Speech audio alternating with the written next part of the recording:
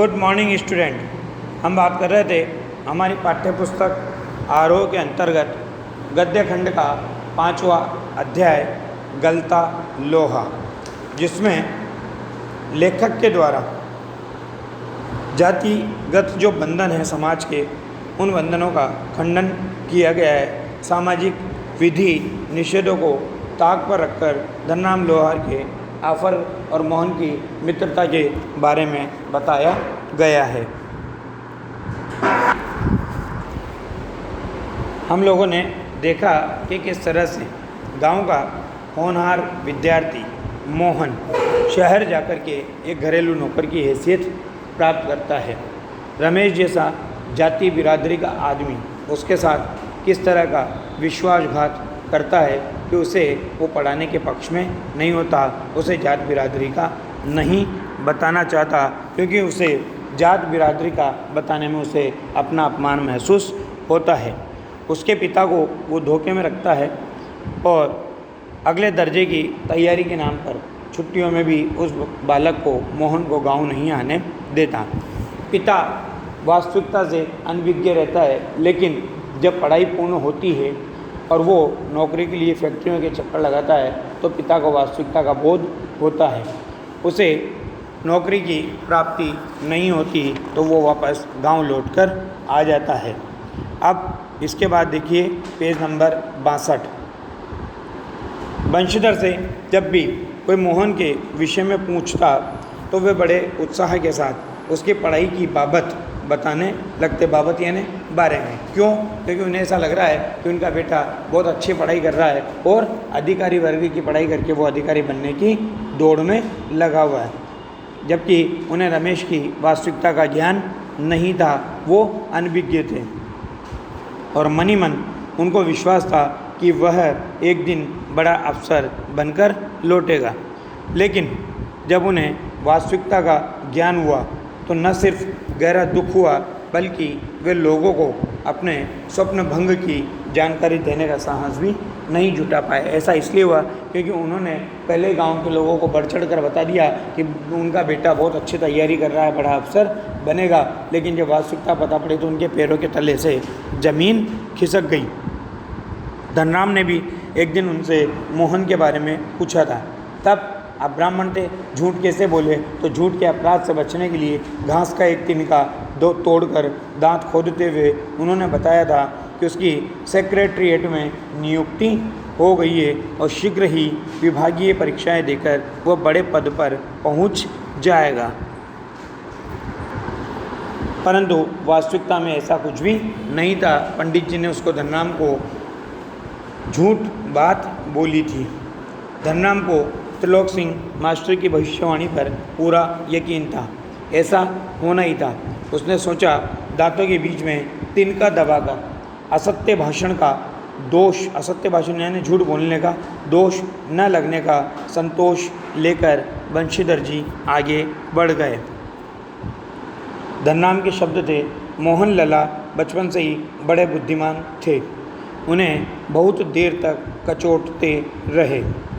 Trilok Singh master की बातों के साथ साथ बचपन से लेकर अब तक के जीवन के कई प्रसंगों पर मोहन और धनराम बातें करते रहे। धनराम ने मोहन के हंसुए के फाल को बेत से निकालकर भट्टी में तपाया और मन लगाकर उसकी धार गढ़ दी। गरम लोहे को हवा में ठंडा होने में काफ़ी समय लग गया था। धनराम ने उसे वापस बेंत पहनाकर, मतलब वापस लकड़ी पहनाई और मोहन को लौटाते हुए जैसे अपनी भूल चूक के लिए माफ़ी मांगी हो। क्यों? ऐसा इसलिए था, भूल चूक के लिए माफ़ी इसलिए मांगी क्योंकि धनराम हीन मानसिकता का शिकार था। वो अपने आप को निम्न जाति का या नीच जाति का मानता था। तो बेचारे पंडित जी को तो फुर्सत नहीं रहती, लेकिन किसी के हाथ भिजवा देते तो मैं तत्काल बना देता। ऐसा किसने कहा? धनराम ने मोहन को कहा। मोहन ने उत्तर में कुछ नहीं कहा, लेकिन हंसुए को हाथ में लेकर वह फिर वही बैठा रहा, जैसे उसे वापस जाने की कोई जल्दी ना रही हो। ऐसा इसलिए था क्योंकि न तो उसके पास कोई नौकरी थी, न कोई काम था, और दूसरी बात वो जातिगत जातिगत हीनताओं के बंधन से मुक्त हो चुका था। लोग क्या कहेंगे उसे इससे मतलब नहीं था, इसलिए वो अपने निम्न जाति के मित्र धनराम के ऑफर पर उससे बातें करने के लिए, पुरानी यादों को वापस याद करने के लिए बैठा रहा। सामान्य तौर से ब्राह्मण टोले के लोगों का शिल्पकार टोले में उठना बैठना नहीं होता था। किसी कामकाज के सिलसिले में यदि शिल्पकार टोले में आना ही पड़ा तो खड़े खड़े बातचीत निपटा ली जाती थी। ब्राह्मण टोले के लोगों को बैठने के लिए कहना भी उनकी मर्यादा के विरुद्ध समझा जाता था, क्योंकि ब्राह्मण उच्च जाति के हैं और वो निम्न जाति के यहाँ पर कैसे बैठे हैं। तो वो हीन भावनाओं से ग्रसित लोग क्या करते थे, उनको बैठने के लिए कहना भी ब्राह्मण की मर्यादा के विरुद्ध समझते थे। पिछले कुछ वर्षों से शहर में जाकर रहने के बावजूद मोहन गांव की इन मान्यताओं से अपरिचित हो, ऐसा संभव नहीं था। परंतु क्या था, शहर में रहकर के वो इन भावनाओं से मुक्त हो चुका था। धनराम मन ही मन उसके व्यवहार से असमंजस में पड़ा था, क्योंकि वो ये सोच रहा था कि ये संस्कारों को जानते हुए भी एक ब्राह्मण का बालक मेरे यहाँ पर कैसे बैठा हुआ है। लेकिन प्रकट में उसने कुछ नहीं कहा और अपना काम करता रहा। लोहे की एक मोटी छड़ को भट्टी में गलाकर धनराम गोलाई में मोड़ने की कोशिश कर रहा था। एक हाथ से संडासी पकड़कर जब वह दूसरे हाथ से हथौड़े की चोट मारता तो न्याही पर ठीक घाट में सिरा न फंसने के कारण लोहा उचित ढंग से मुड़ नहीं पा रहा था। मोहन कुछ देर तक उसे काम करते हुए देखता रहा। फिर जैसे अपना संकोच त्याग कर उसने दूसरी पकड़ से लोहे को स्थिर कर लिया और धनराम के हाथ से हथौड़ा लेकर नपी तुली चोट मारते हुए अभ्यस्त हाथों से धोंकनी फूंक कर लोहे को दोबारा भट्टी में गर्म करते और फिर न्याई पर रखकर उसे ठोकते पीटते सुघड़ गोले का रूप दे डाला। अब मोहन का यह हस्तक्षेप इतनी फुर्ती और आकस्मिक ढंग से हुआ था कि धनराम को चूक का मौका ही नहीं मिला। वह अवाक होकर मोहन की ओर देखता रहा। अवाक यानी बिना बोले। ऐसा इसलिए हुआ क्योंकि उसे यह अनुमान नहीं था कि एक ब्राह्मण का पुत्र लोहार के काम को इतनी कुशलता से और इतनी शीघ्रता से कर पाएगा।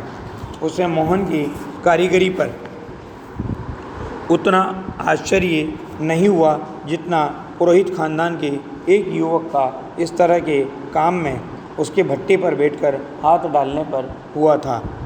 वह शंकित दृष्टि से इधर उधर देखने लगा। शंकित दृष्टि क्यों ही? क्योंकि उसे शर्म आ रही थी कि गांव के लोग क्या कहेंगे, मेरे बारे में क्या सोचेंगे कि मैंने एक ब्राह्मण से काम करवाया। लेकिन मोहन ऐसा कुछ भी नहीं सोच रहा था। धनराम की संकोच, असमंजस और धर्म संकट की स्थिति से मोहन बिल्कुल उदासीन था।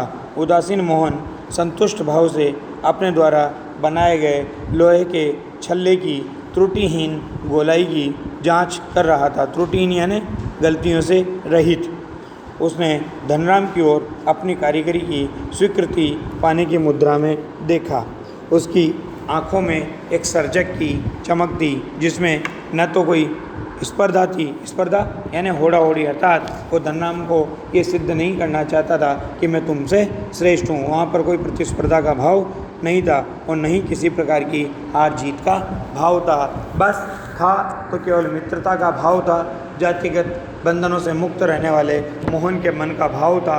अपनी कारीगरी को परखने का एक अवसर था जिसका उसने उपयोग किया और एक सर्जक के रूप में अब वो अपने आप को दिखाई देता है और वो उसी को वहाँ पर देखता है। इसी के साथ ये पाठ जातिगत जो भेदभाव है उनके ऊपर खंडन और कुठाराघात करते हुए दिखाई देता है। धन्यवाद।